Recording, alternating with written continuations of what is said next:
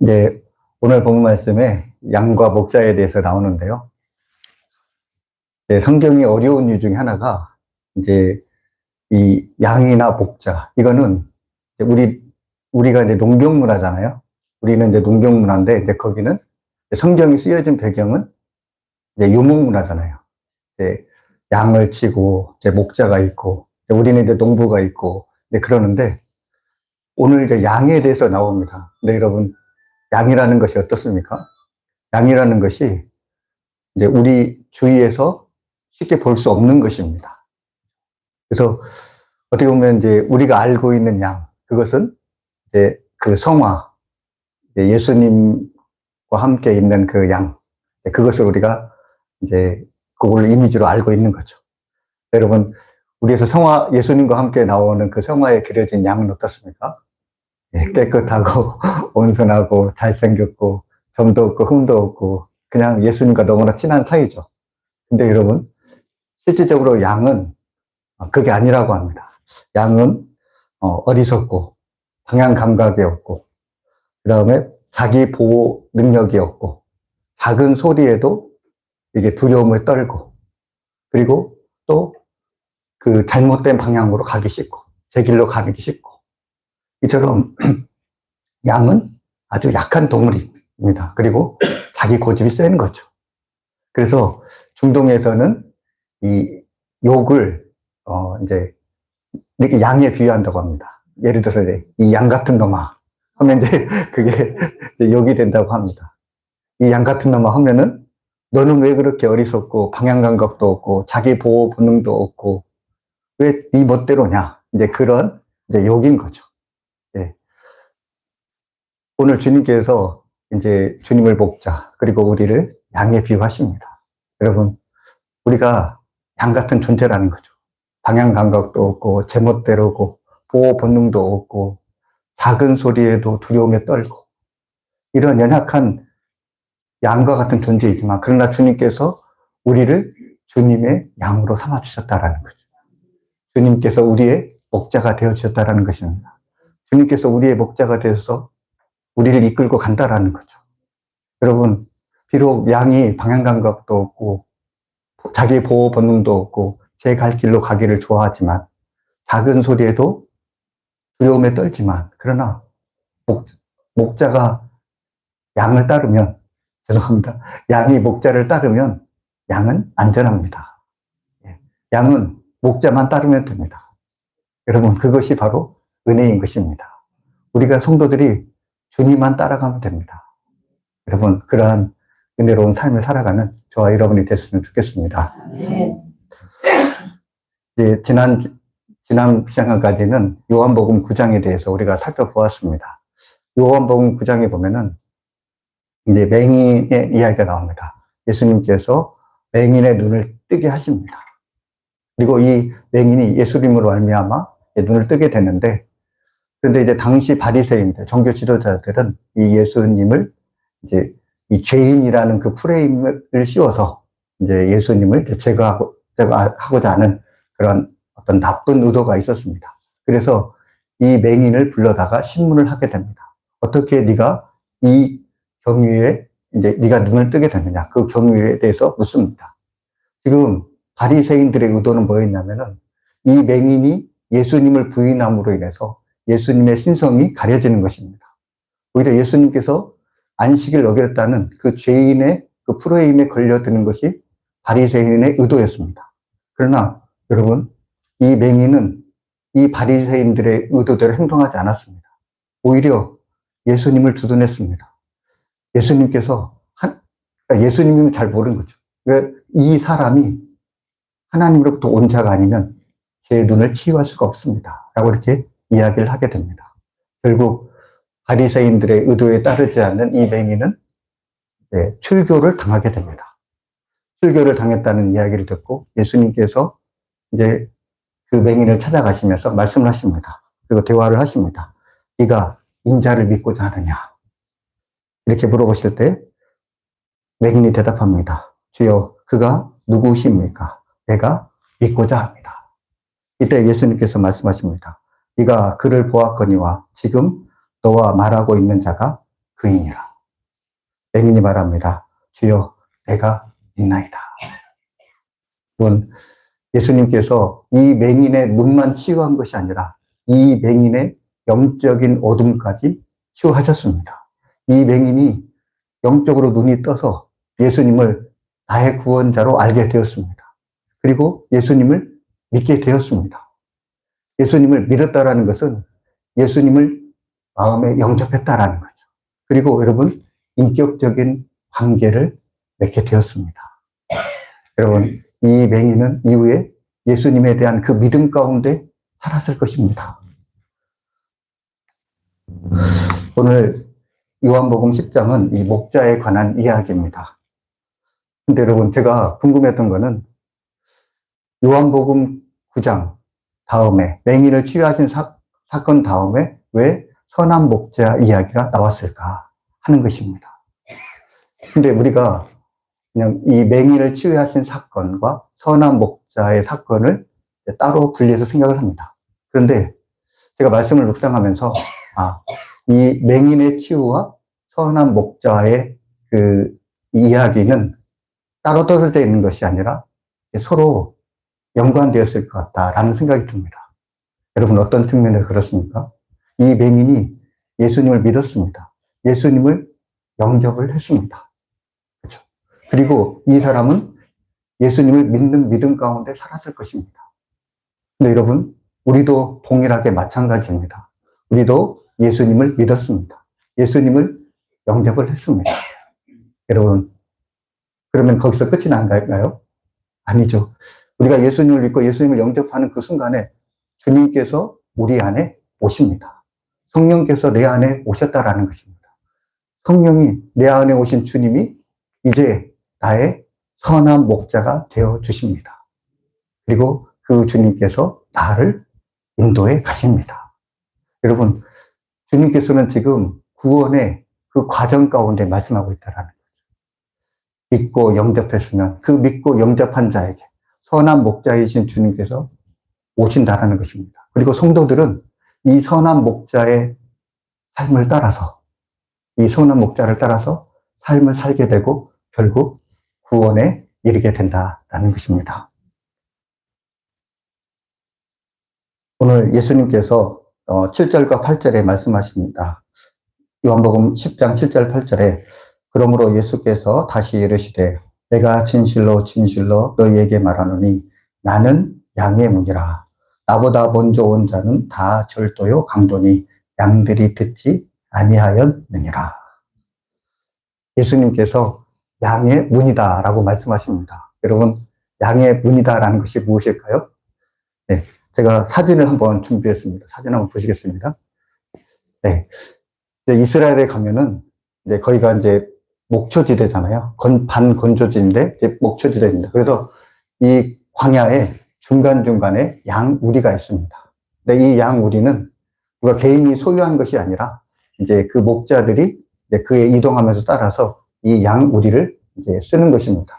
근데 우리가 보다시피 양의 문은 하나가 있는 것입니다. 그리고 이 양을 이 우리 속에 집어넣고 이제 양이 이제 목자가 이제 그 출입문에서 이제 잠을 자는 거죠. 그러면서 이제 양이 이제 나가지 못하도록 또 외부에서 이리가 침입하지 못하도록 이 목자가 양의 문을 지키는 것입니다. 네. 다음 장을 보시기 바랍니다. 네, 실제 사진의 모습은 마치 이와 같습니다. 그래서 이제 우리가 앞에 보시다시피 들어가는 입구가 이제 이렇게 열려 있습니다. 그렇죠? 이게 양의 문이죠. 근데 요한복음 10장 9절에 영어 성경에 보면 I am the gate for the sheep 이라고 되어 있습니다. 주님께서 자신이 I am the gate라는 거죠. 주님께서 내가 양의 문이다 라고 이렇게 말씀하고 있습니다. 근데 여러분, 여기서 영어 성경에 보시면은 이 the gate라는 표현이 되어 있습니다. 이 더라는 영어에서 이 어와 더가 있습니다. 근데 이 어라는 것은 정해지지 않는 이게 불특정한 것, 이것을 어라고 씁니다. 근데 이 더라는 것은 이제 우리가 다 알고 있는 거, 그죠? 이 더라고 쓰는 겁니다. 그러니까 우리가 알다시피 이것을 보면 이거는 목사님의 찬송가다. 그렇죠? 그러면 이것은 더 찬송가 이렇게 쓰는 겁니다. 근데 이 더라는 표현 중에 하나가 뭐냐면 유일한 것을 쓸 때도 이 더라는 표현을 쓰게 됩니다. 그래서 예를 들어서 더 선, 더 문. 그러니까 태양이 하나잖아요. 더 선, 달이 하나잖아요. 더 문. 그리고 더 프레지던트. 그러니까 대통령이 한 명이잖아요. 그래서 대통령 한 명. 그것은 이제 더라는 것은 유일하다라는 표현입니다. 근데 예수님께서 지금 더 게이트라고 쓰고 있습니다. 그러니까 여러분, 예수님께서 왜 게이트라고 하지 않고 더 게이트라고 했을까요? 그것은 바로 주님께서 유일한 문이시라는 것입니다. 구원을 이룰 수 있는, 구원에 다다를 수 있는 유일한 문. 그것이 바로 우리 주님이시다라는 것입니다. 주님은 자신을 유일하다고 표현을 하고 있습니다. 예수님께서 나는 세상의 빛이다 말씀하십니다. 뭐라고 표현합니까? I am the light라는 것입니다. 그리고 예수님께서 말씀하십니다. 내가 길이요 진리요 생명이니 I am the way, the truth, and the life. 여러분 이처럼 예수님은 the gate, the light, the way, the truth, the life. 그렇죠? 예수님께서는 유일한 문이시고 유일한 빛이시고 유일한 생명이시고 유일한 길이시고 이처럼 주님은 구원에 이른 유일한 길이시다라는 것입니다. 우리가 흔히 종교 간의 대화를 이야기를 합니다. 그리고 여러분 믿지 않는 사람들이 이 기독교에 대해서 우리 기독교에 대해서 말을 할 때 기독교는 참 독선적이다라고 이야기를 합니다. 기독교는 대화가 안 된다라고 이야기를 합니다. 여러분 왜 믿지 않는 사람들이 우리 기독교를 독선적이다, 대화가 되지 않는다라고 이야기를 합니까? 그것은 기독교는 구원에 이르는 방법이 유일하기 때문에 그렇습니다. 여러분 그 구원에 이르는 분이 누구입니까? 바로 예수 그리스도. 그 유일한 길이 무엇입니까? 예수 그리스도. 그 유일한 빛이 누구입니까? 예수 그리스도. 유일한 진리가 무엇입니까? 예수 그리스도. 그렇죠? 우리 기독교는 유일하기 때문에, 예수님이 유일하기 때문에 이것을 포기할 수가 없는 거죠. 대화를 할 수가 없는 것입니다. 갈라디아서 3장 1절과 2절에 이렇게 사도 바울을 이야기합니다. 어리석도다 갈라디아 사람들아, 예수 그리스도께서 십자가에 못 박히신 것이 너희 눈앞에 밝히 보이거늘 누가 너희를 깨더냐. 내가 너희에게서 다만 이것을 알려 하노니 너희가 성령을 받은 것이 율법의 행위로냐 혹은 듣고 믿은 거로냐. 지금 사도 바울이 이 갈라디아 성도들에게 어리석도다 갈라디아 성도들아 이렇게 말합니다. 이 여기서 어리석도라는 것은 욕입니다. 우리말로 이 멍청한 놈들아 그런 말이죠. 쉽게 해서 이 양 같은 놈들아 이게죠. 근데 여러분 사도 바울이 왜 이렇게 자기가 개척한 자기가 양육한 이 갈라디아 성도들에게 이렇게 욕을 하는 겁니까? 그것은 바로 그들이 예수 그리스도의 십자가를 버리고 그들이 다시 율법으로 다시 회개하고 돌아가려고 했기 때문에 그렇다라는 거죠. 근데 여러분 왜 예수 그리스도의 그 십자가의 은혜가 아니라 왜 율법으로 그들이 돌아가려고 했습니까? 그리고 여러분 그 율법으로 돌아가는 것이 왜 잘못입니까? 그것은 바로 사도 바울의 표현대로 율법은 성령을 우리에게 줄 수 없기 때문에 그렇다는 것입니다. 여러분 아무리 좋은 것 세상에 여러분 아무리 좋은 철학이 있고 좋은 도덕이 있고 아무리 좋은 종교가 있다 할지라도 그 세상에 가르침이 있다 할지라도 여러분 그것들은 우리에게 성령을 줄 수가 없습니다. 근데 여러분 우리가 어떻게 구원을 받을 수 있습니까? 사도 바울은 우리가 성령으로 믿음을 따라 의의 소망에 이르노니 말씀하고 있습니다. 우리가 구원을 얻는 길은 성령으로 말미암아 믿음을 따라 우리가 구원을 얻는다라는 것입니다. 성령의 인도하심에 따라서 우리가 구원을 얻을 수 있는 것입니다. 여러분, 우리는 양 같은 연약한 존재이기 때문에 우리를 인도하실 그 성령이 있어야 된다는 것입니다. 고린도후서 11장 14절에 보면은 이 사도 바울이 이야기를 합니다. 사탄도 자기를 광명의 천사로 가장하나니 말씀합니다. 주님께서 왜 우리를 우리 마음 가운데 내주하시며 우리에게 목자가 되어서 우리의 삶을 인도하십니까? 그것은 바로 양 같은 우리의 존재, 구원을 향해 가는 우리의 존재를 빼앗으려는 그 사탄의 존재가 있다는 것입니다. 영적인 싸움이 있다는 거죠. 영적인 공격이 있다는 것입니다. 그렇기 때문에 주님께서 우리를 내주하시며 우리를 가르치시며 우리를 인도하시는 것입니다. 양들은 들판에 나가서 치열한 생존 경쟁을 경험하게 됩니다. 생존은 그 싸움터에 있는 거죠. 이처럼 우리 성도들도 영적인 싸움터의 가운데 있는 것입니다. 요한복음 10장 11절과 12절 말씀에 나는 선한 목자라. 선한 목자는 양들을 위하여 목숨을 거리거니와 삭구는 목자가 아니요 양도 제 양이 아니라 이리가 오는 것을 보면 양을 버리고 달아나나니 이리가 양을 물고 가고 또 해치느니라. 그렇습니다. 예수님께서는 지금 자신을 선한 목자라고 표현을 하십니다. 예수님께서 우리 성도들이 영적인 공격을 당할 때 주님께서 우리를 지키시고 우리를 보호하신다라는 것입니다. 그렇죠? 여러분, 사탄의 공격 앞에서 사탄의 공격 앞에서 이 사꾼들은 무력합니다. 그러나 주님께서는 우리를 끝까지 지키시고 보호하신다라는 것입니다. 근데 여러분 어떻습니까?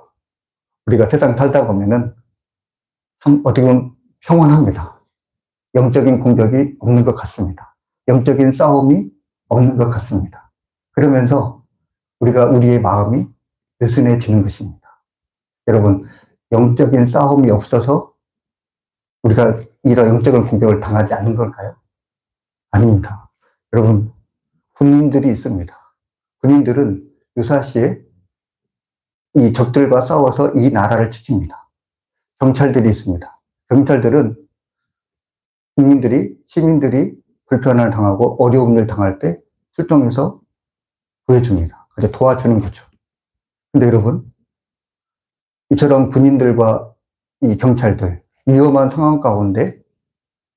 그 상황 가운데 가서 대처를 하게 됩니다. 그들이 있는 거죠. 근데 그들의 진짜 존재 목적, 그들의 진짜 있음으로써 혜택은 위급한 상황도 있지만, 그러나 군인들이 있으므로, 경찰들이 있으므로 그 전쟁이 억제되고 그 범죄가 억제된다는 거죠. 경찰이 있기 때문에 범죄자들이 쉽게 범죄할 수 없는 것입니다. 군인들이 있기 때문에 적들이 쉽게 이 나라를 쳐들어오지 못한다는 거죠. 주님께서 우리와 함께 하시고 우리를 지키시기 때문에 우리가 영적인 평온함 가운데 살아갈 수 있는 것입니다. 여러분, 사탄은 이처럼 주님께서 우리를 지키시기 때문에 우리를 쉽게 넘보지 못합니다. 우리를 쉽게 공격하지 못합니다. 근데 여러분, 사탄은 어리석은 존재가 아닙니다. 사탄은 똑똑합니다. 그래서 사탄은 교묘한 방법을 쓰게 됩니다. 사람들이 약한 특성, 양들이 목자의 음성을 따르는 것이 아니라 제 갓길로 가기를 바라는 그 본성을 이용해서 사탄은 우리를 유혹합니다. 여러분, 오늘이 어떤 날입니까? 오늘이 주일입니다. 주일은 어떤 날입니까? 주님께 나와서 예배 드리는 날이 바로 주일입니다. 근데 여러분, 믿지 않는 많은 사람들 어떻습니까? 취미 생활을 위해서, 여가 생활을 위해서 강이나 바다와 산에 있습니다. 그리고 여러분, 또 많은 사람들이 돈을 벌기 위해서 직장 생활에 나갔습니다. 또 개인 사업을 하고 있습니다. 또 기말고사를 코앞에 둔 우리 많은 중고등학교 학생들, 이제 지금도 학원에 나아가서 수업에 참여합니다. 취업을 앞둔 학생들, 대학생들 도서관에 나가서 공부를 하게 됩니다. 여러분, 이처럼 사탄은 우리에게 우리의 길로 가도록 한다라는 거죠. 이 세상 것들을 더 먼저 취하게 함으로써 구원의 길에서 이탈하게 한다라는 것입니다. 부모를 일찍 잃은 오빠와 여동생이 있었습니다. 이 부모를 일찍 잃었기 때문에 이 오빠와 여동생이 고아원에 보내졌습니다. 어려서 고아원에 보내졌기 때문에 이 오빠와 여동생, 이 남매는 이 고아원에서 참 서러운 시간을 보냈습니다. 그리고 이 남매가 이제 서러운 시간을 보냈기 때문에 정말 이제 커서는 돈을 벌겠다. 돈을 많이 벌겠다고 다짐을 했습니다. 그리고 이후에 이들이 열심히 사회에서 일을 했습니다. 그리고 정말 오빠와 오누이가 정말 억척같이 일한 결과 이제 돈을 어느 정도 벌게 되었습니다. 그리고 이 오빠와 오누이가 큰 쌀가게를 하게 되었습니다. 어느 날 이 오빠가 쌀 배달을 하러 가는 도중에 교통사고를 당하고 말았습니다. 그리고 오빠가 그 자리에서 죽고 말았습니다. 장례식이 치러지는 동안에 여동생이 이 돈다발을 들고 그 돈다발을 찢으면서 이렇게 얘기를 했습니다. 이 돈 때문에 우리 오빠가 죽었습니다. 이 돈 때문에 우리 오빠가 죽었습니다. 라고 이렇게 울부짖었습니다. 여러분, 돈은 좋은 것입니다. 그러나 여러분, 그 돈이 우리의 생명을 빼앗을 수 있다는 것입니다. 여러분, 좋은 성적을 얻는 것, 학생들이 좋은 성적을 얻는 것 중요합니다. 그러나 그 좋은 성적이 그들의 생명을 빼앗을 수 있다는 것입니다. 사회적으로 성공하는 것 중요하지만, 그러나 그 성공이 우리 사람의 생명을 빼앗을 수 있다는 것입니다. 성공과 지역과 돈과 그 명예들이 좋은 것이지만, 그러나 그것들이 우리에게 강도요, 절도가 될 수 있다는 것입니다. 저와 여러분, 무엇보다도 예수님을 가장 소중하게 생각하는 저와 여러분이 되시기 바랍니다. 이제 예수님께서 우리의 목자가 되었다고 한다면 이제는 우리는 어떻게 살아야 됩니까? 이제 예수님의 음성에 따라 살아가야 됩니다. 그리고 여러분, 예수님의 음성을 따라 살아갈 때, 주님 안에서 나오고 들어갈 때 우리에게 풍성한 꼴이 주어지는 것입니다. 요한복음 10장 9절과 10절에 말씀합니다. 내가 문이니 누구든지 나로 말미암아 들어가면 구원을 받고 또는 들어가며 나오며 꼴을 얻으리라. 도둑이 오는 것은 도둑질하고 죽이고 멸망시키려는 것뿐이요 내가 온 것은 양으로 생명을 얻게 하고 더 풍성히 얻게 하려는 것이라. 여러분, 우리의 삶 가운데 정말 예수님을 믿으면서 우리의 삶이 풍성합니까? 풍성한 꼴을 얻고 있습니까? 여러분, 만약에 우리의 삶이 풍성한 꼴을 얻지 못하고 한다면 여기서 풍성하다는 건 영적인 거죠. 이런 물질적인 모든 것이 다 포함이 되는 것입니다. 근데 여러분, 만약에 우리가 풍성한 꼴을 얻지 못하다고 한다면 그것은 바로 우리가 주님의 말씀대로 살지 못했기 때문에 그렇습니다. 2024년 다니엘 기도에 구홍림 장로님이 나오셨습니다. 이 구홍림 장로님은 우성영직이라는 이 중소기업을 운영하시는 그런 장로님입니다. 이 장로님이 2024년에 작년이죠. 다니엘 기도에 나오셔서 이제 간증을 했습니다. 근데 이 장로님은 신앙은 있었지만 그렇게 독실한 크리스찬이 아니었다고 합니다. 그냥 교회 다니고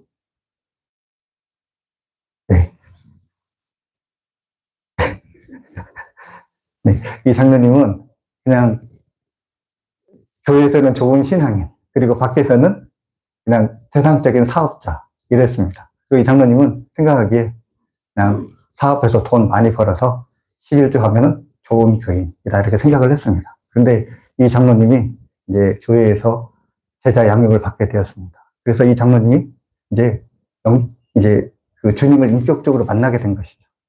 그러면서 이제 주님의 뜻대로 살기를 결단했습니다. 교회에서뿐만 아니라 이제는 직장에서도 사장님으로서 이제 정말 그리스도인으로 살아야겠다고 결단을 했습니다. 그래서 이제 그렇게 살기로 이제 다짐을 하면서 전 직원들과 함께 그 목표를 향해서 나가기로 했습니다. 믿지 않는 성도들이 있었기 때문에, 믿지 않는 사람들이 있었기 때문에 이 장로님이 이 사원들에게 이야기를 했다고 합니다. 내가 예수님을 믿어보니 참 좋습니다. 내가 예수님을 믿고 변화되었습니다. 우리 가정이 화목해졌습니다. 정말 제가 보기에는 하나님이 살아계신 것 같습니다. 그러니 이제 정말 하나님이 살아계시다고 한다면 이제 우리 직장에서도 하나님의 뜻대로 한번 나아가 봅시다. 라고 이렇게 통보를 하고 같이 이제 직원들과 함께 예배를 드렸다고 합니다. 예배를 드렸을 뿐만 아니라 사업체 운영도 이제 주님의 뜻대로 이제 하게 된 것입니다. 근데 여러분 어떻습니까? 주님의 뜻대로 하다 보니까, 주님의 뜻대로 이제 사업체를 운영하다 보니까 사업체가 잘 되기보다는 오히려 사업이 더 하락세였다고 합니다. 부정한 방법을 쓰지 않고 정말 주님의 뜻대로 살다 보니까 이런 세상적인 영업이 쉽지가 않았다고 합니다. 그러면서 이제 장로님이 세상적인 방법, 이런 영업이 쉽지 않다고 한다면 오직 기술로 이 위기와 어려움을 돌파해보자 하면서 기술 개발에 박차를 가했다고 합니다. 근데 여러분, 기술 개발이라는 것이 쉽게 열매가 맺혀지는 게 아니었습니다. 시간이 필요했습니다. 그러는 사이에 사업은 점점 더 기울어지고 이제 사업체가 적자가 나기 시작을 했습니다. 급기야 2020년에는 이제 사업체가 완전히 도산 위기에 몰렸다고 합니다. 그러면서 이제 사업체 회생이 이제 불가능한 상태에 이르렀는데, 그때 이제 2020년과 2021년을 겪으면서 2021년에는 이 기술 개발이 이제 열매를 맺게 되고 그 주문이 폭주를 했다고 합니다. 그러면서 다 망해가던 그 사업이 놀랍도록 회생해서 그 사업이 크게 번창을 했다고 합니다.